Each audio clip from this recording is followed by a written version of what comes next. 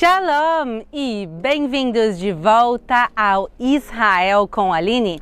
Nós estamos hoje na Galileia, mais especificamente na cidade de Migdal, também conhecida como Magdala ou Madalena. Sim, essa é a cidade onde viveu Maria Madalena. E a gente vai conhecer tudo sobre ela, a vida na cidade, nos tempos de Jesus e muito mais. Então, se vocês estão preparados, vamos começar. O nome da cidade Migdal em hebraico quer dizer torre, porque provavelmente tinha uma torre aqui quando a cidade foi criada. Em aramaico, ela é conhecida como Magdala e em português como Madalena. E daqui vem o nome de Maria Madalena, ou em hebraico, Miriam a Magdalite. Isso porque as pessoas naquela época não tinham sobrenomes, elas eram chamadas pela profissão, ou pela sua cidade de origem, pela cidade que moravam, ou pelo nome dos pais. Maria, da cidade de Madalena, é um exemplo, mas o próprio Jesus, que era chamado seguidamente de Jesus da Galileia, Jesus o Galileu ou Jesus o Nazareno. E nos tempos de Jesus, a cidade de Madalena era uma cidade importantíssima, com grandes mercados, um porto vibrante, uma cidade que milhares de pessoas passavam todos os dias. E aqui, como a gente falou, vivia Maria Madalena e também por aqui passou Jesus. Agora, apesar da importância dessa cidade, a cidade vai ser completamente destruída. A gente vai falar dessa destruição depois. Mas o mais impressionante não é que ela vai ser destruída, e sim é que ela vai ser esquecida. Depois que ela foi destruída, ela vai ser reconstruída séculos depois, mais ao norte. Então, se hoje em dia vocês procurarem a cidade de Migdal no mapa, vocês vão encontrar, mas não aqui, e sim alguns quilômetros para o norte. Então, durante séculos, a gente soube que existia a cidade de Migdal e que ela ficava em algum lugar aqui da região, mas ninguém sabia onde ela ficava exatamente, até que ela foi redescoberta por acaso no ano de 2006, quando esse terreno vai ser comprado e se decide construir aqui um hotel, o hotel que está bem atrás de mim nesse momento. Mas em Israel, antes de se começar construções, se precisam fazer escavações arqueológicas, verificar que no lugar não tem nada ou não tem nada muito importante, e aí é permitido o início da obra. E aqui, quando eles começaram a fazer essas escavações, que se chamam as escavações de salvamento, o que eles vão encontrar? Podem vir aqui comigo? Uma das primeiras coisas que eles vão encontrar é essa pedra. E quando eles encontram ela, eles veem símbolos de menorá, coisas ligadas ao Templo de Jerusalém, e eles entendem que eles estão num lugar importante e começam a escavar em volta. E o que eles vão encontrar? Uma das 10 sinagogas mais antigas do mundo já encontradas e o centro da cidade bíblica de Madalena. E onde está essa pedra hoje em dia? Bem aqui atrás. Essa sinagoga, ela é do ano 50 a.C. Quer dizer que quando essa sinagoga foi construída, em boa parte do tempo que ela estava ativa, o Templo de Jerusalém ainda existia. Então, para que a gente precisa de uma sinagoga? A sinagoga não é e nunca foi um substituto para o Templo de Jerusalém, e sim um complemento. Aqui se faziam estudos públicos, aqui se faziam encontros e cerimônias comunitárias. E o que comprova a conexão desse lugar com o Templo de Jerusalém é aquela pedra no centro, a primeira pedra encontrada. Essa pedra representa o Templo de Jerusalém. É como se fosse uma miniatura do templo. E desse lado, que seria a entrada do Templo de Jerusalém, a gente vê a menorá, o candelabro.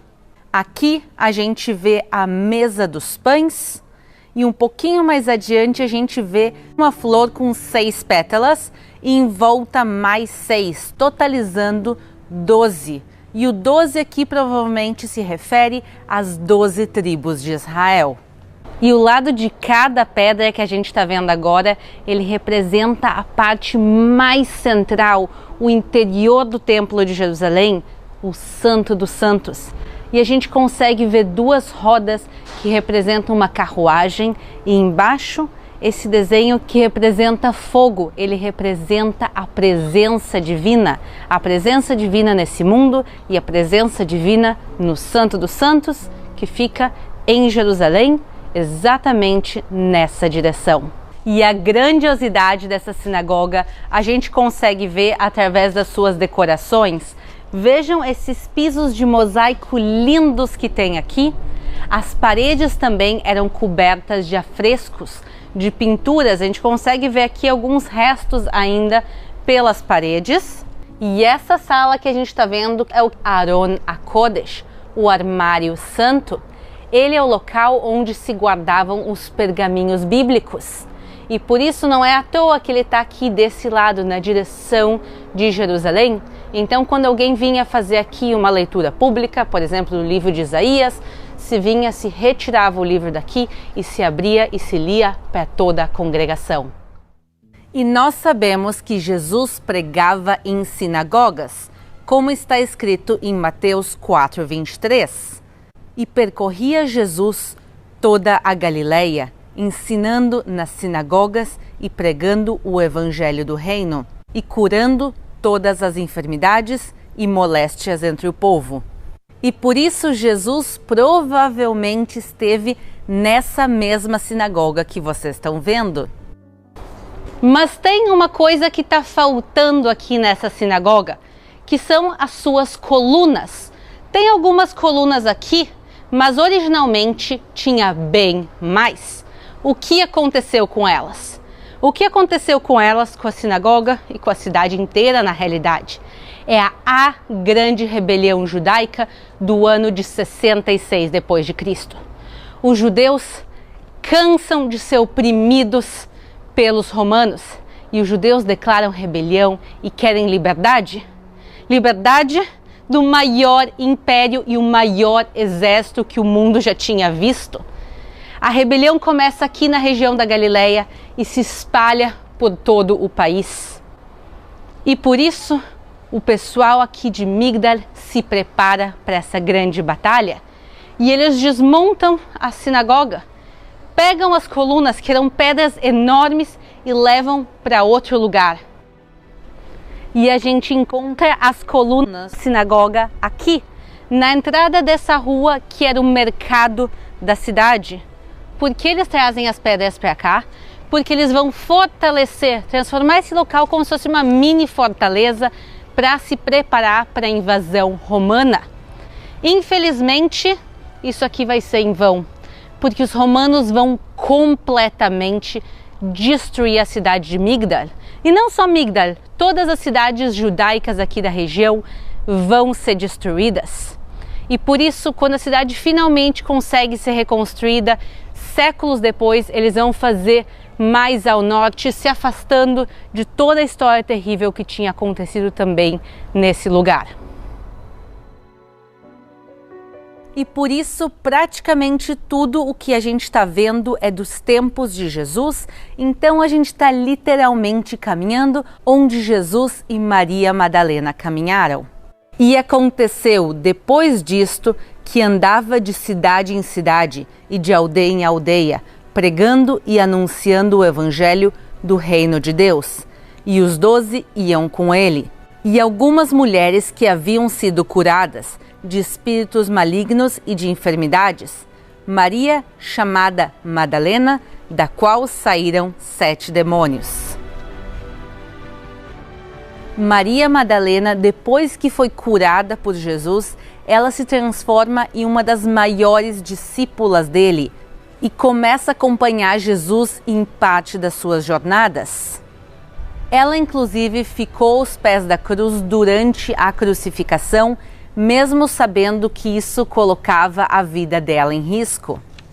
Uma das únicas que fez isso, entre todos os apóstolos, o único que estava presente no momento era João. E ela vai ter a honra de ser a primeira pessoa a ver Jesus ressuscitado. E como Jesus se locomovia de uma cidade a outra aqui na Galileia, seguidamente ele podia fazer caminhando ou com animais, mas principalmente ele usava barcos. Lembrando que Pedro era pescador e também parte dos outros apóstolos. E a gente sabe especificamente aqui da região de Migdal que ele chega de barco pela seguinte passagem. E tendo despedido a multidão, entrou no barco e dirigiu-se ao território de Magdala. E ele atraca nesse porto, que a gente está vendo aqui atrás de mim, são os restos do porto de Migdal, literalmente dos tempos de Jesus. Então provavelmente ele passou não só pela sinagoga, mas também por esse porto. O nível do Mar da Galileia hoje em dia é diferente dos tempos bíblicos e ele recuou. Mas vamos caminhar um pouquinho e ver de perto as águas do Mar da Galileia. E esse é o mar que viu tantos milagres, como a pesca milagrosa. Vai ser onde Jesus acalma a tempestade, onde ele caminha sobre as águas, e as margens dele é onde Jesus fez boa parte do seu ministério. E como parte desse grande projeto de Migdal Bíblica que está renascendo, tem um hotel que deu origem a tudo isso, tem também o parque arqueológico e tem aqui a igreja que se chama Duc in Altum, que significa remar mar adentro, e vem do versículo bíblico de Lucas 5:4. Essa primeira parte da igreja é dedicada às mulheres da Bíblia, entre elas Maria Madalena, e a parte central da igreja é muito especial, na minha opinião, por causa que o próprio altar tem o formato de um barco que nos lembra as tantas passagens bíblicas que se passaram aqui na beira e dentro do Mar da Galileia. E só uma pequena parte de Migdal foi escavada. Só uma pequena parte de todo Israel, na realidade, foi escavada. 2% dos lugares bíblicos foram escavados por enquanto. E isso quer dizer que a gente tem muita coisa ainda para descobrir, para reencontrar. Pensem que só aqui quantas coisas maravilhosas a gente encontrou e quanto mais a gente ainda vai encontrar. E caminhando aqui por essas ruas, pelo mesmo piso dos tempos bíblicos, eu quero me despedir de vocês. Lembrar vocês de se inscreverem aqui no canal e de deixarem aquele like. Um grande beijo e até a próxima!